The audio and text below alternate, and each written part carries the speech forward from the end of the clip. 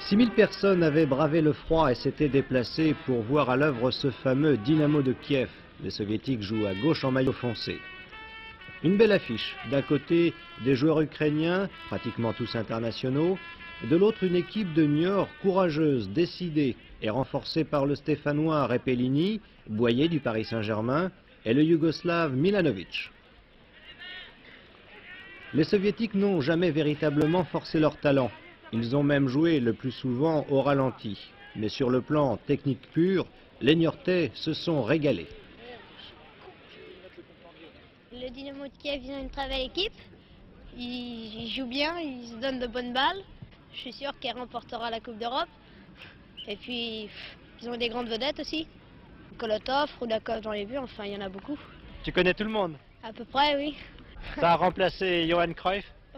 Pas tout à fait, mais enfin, maintenant, il est connu, quoi.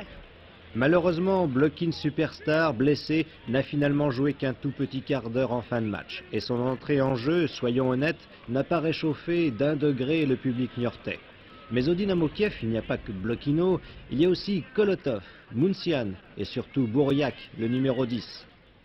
Alors là, le meilleur, là, pour l'instant, ce que j'ai vu, c'est le 10.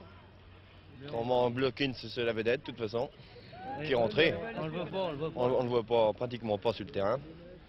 Il ne veut pas s'affoler. Hein. Et les chamois niortais, ils font une bonne partie. Une bonne première mi-temps. Et à part le gardien qui est rentré, Adam, là, c'est tout ce qu'il y a. Et puis ils se font assommer en 2 minutes. En 2 minutes, ça c'est normal. De toute façon, quand Kiev veut accélérer, ils accélèrent. Et oui, 2 accélérations, 2 buts. Le premier signé Slobodian à la 37e minute.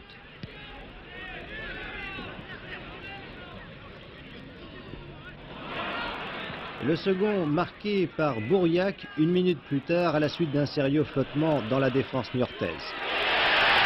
Le Dynamo, à défaut de jouer rapidement l'autre soir, nous a surtout impressionné par l'excellente articulation de sa défense et la vision remarquable de son milieu de terrain.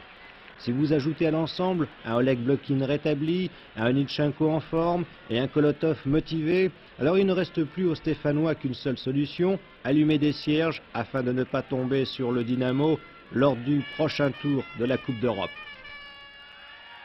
Sur le plan football, c'est pour nous une première. Et j'avoue que ce soir, l'équipe de Kiev me fait grand plaisir parce qu'elle aurait pu écraser, si vous voulez, Niort de sa supériorité. Or, elle essaye de faire jouer l'équipe de Niort, ce qui je crois est très valable. Ils nous ont montré qu'ils ont un niveau technique assez haut et un jeu collectif particulièrement bon. Disons qu'on a Repellini à l'arrière-gauche qui nous aide beaucoup. On a Thierry Boyer qui ce soir est essayé en libéraux. Qui vient du PSG. Qui vient du PSG et qui est excessivement bon aussi. Je pense que les Chamois font une très bonne prestation ce soir. Hein.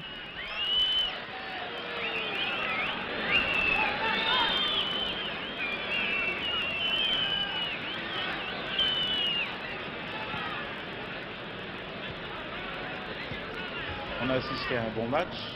Il est possible que l'équipe de Dynamo n'ait pas forcé outre mesure, mais enfin je considère que notre équipe a donné une très bonne réplique et qu'on peut être satisfait de l'ensemble. Ma foi 2-0, c'est quand même pas si mal pour une équipe comme la nôtre qui joue en CF3 alors qu'on a rencontré une des meilleures équipes européennes et peut-être mondiales.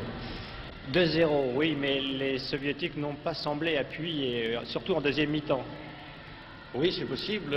Bon, tout le monde attendait leur meilleur joueur Blokin, mais ils ont quand même de nombreux éléments. Il ne faut pas oublier que dans cette équipe, sur les 17 éléments qui sont ici, il y a quand même 13 internationaux qui jouent en équipe nationale d'URSS.